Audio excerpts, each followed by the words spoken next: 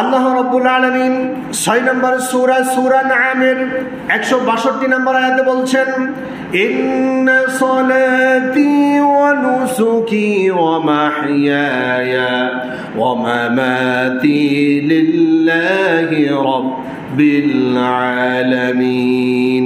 ইন্না সলাতি নিশ্চয় আমার নামাজ, অনুসুকি আমার কুরবানি, ওয়া মাহইয়ায়া আমার জীবন, ওয়া মামাতি আমার মরণ, লিল্লাহি সব কিছু রব্বিল আলামিন আমার মহান রব আল্লাহ সুবহানাহু ওয়া তাআলার জন্য।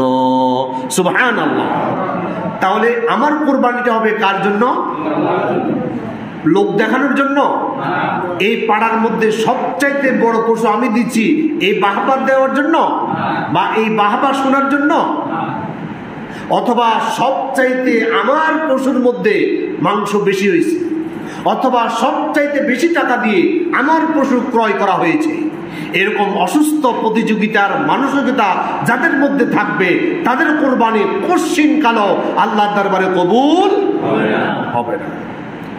এবার রাসূল করিম সাল্লাল্লাহু আলাইহি সাল্লাম বলছেন, তোমাদের সম্পদ আল্লাহ তাআলা দেখবেন না, তোমাদের সূরত এবং সিরত আল্লাহ তাআলা দেখবেন না, বরঞ্চ তোমাদের কলব, তোমাদের আন্তরিকতা, তোমাদের ইখলাস আল্লাহ সুবহানাহু ওয়া তাআলা দেখবে, এবং তোমাদের আমলটা কতটুকু পরিশুদ্ধতার সাথে আল্লাহর সামনে উপস্থাপন করেছ এটাই আল্লাহ সুবহানাহু ওয়া তাআলা দেখবে।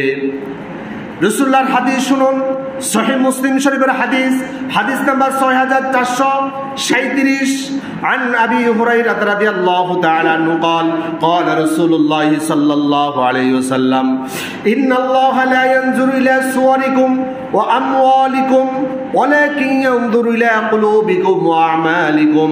নবীজি সাল্লাল্লাহু আলাইহি সাল্লাম বলছেন, ইন্নাল্লাহ নিশ্চয় আল্লাহ তাআলা লা ইয়ানজুরু তিনি নজর দিবেন না, তিনি তাকাবেন না, ইলা সুওয়ারিকুম তোমাদের সূরতের দিকে।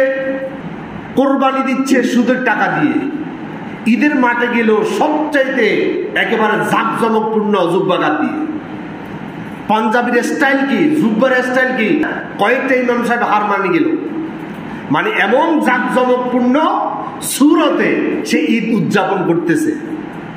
ওয়া আমওয়ালিকুম তার মাল সম্পদের দিকে আল্লাহ তাআলা তাকাবে না, কত লক্ষ টাকা দিয়ে পশু ক্রয় করলো তার এই সম্পদ বা মালের দিকে আল্লাহ তাকাবেন না।